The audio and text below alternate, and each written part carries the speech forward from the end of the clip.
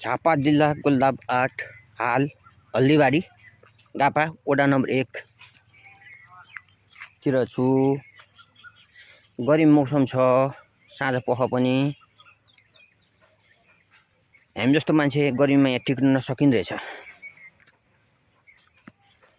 यहाँ यता बर्खे धान छ, यता पछाडि मकैहरू पनि छ, मकै छ।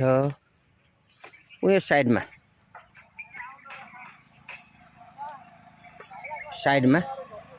सहरकन्डा पनि छ, सहरकन्डा छ।